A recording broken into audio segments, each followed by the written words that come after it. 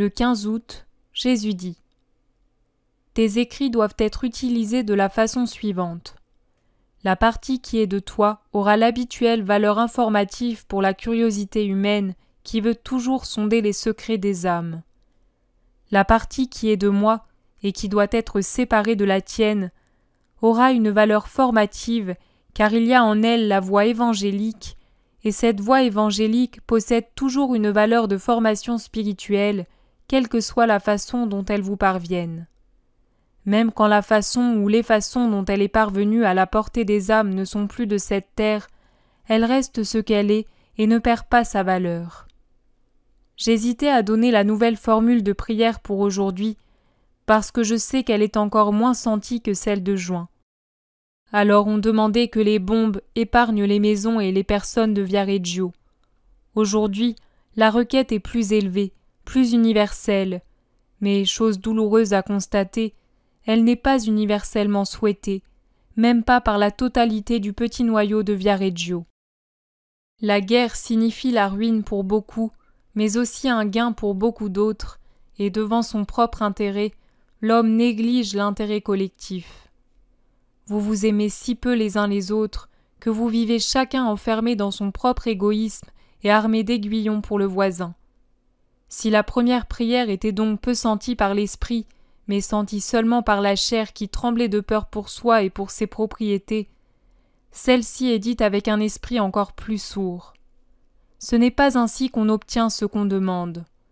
La trêve dans les hostilités viendra parce qu'elle doit venir, mais ce ne sera qu'une trêve. Et une trêve est une chose, la paix en est une autre. Paix signifie concorde extérieure et intérieure, concorde recherchée et voulue avec une vision et une affection spirituelle. Si vous saviez venir à moi, les lèvres et l'âme pure et enflammée de vraie charité, je vous donnerai cette paix. Je vous la donnerai contre tous les obstacles que le mal y mettrait pour l'empêcher, car je suis le vainqueur éternel. Mais même parmi le petit nombre qui aujourd'hui priera dans les églises pour cela, peu, très peu auront les qualités qui rendent la prière puissante. C'est une douloureuse et épouvantable vérité, mais il ne sert à rien de la cacher parce que le mal qu'elle cause demeure, même caché. Pauvres hommes, que vous êtes méchants! Si je tonnais cette vérité des cieux, vous en seriez offensés comme les pharisiens quand je les dénonçais en découvrant leurs vices cachés.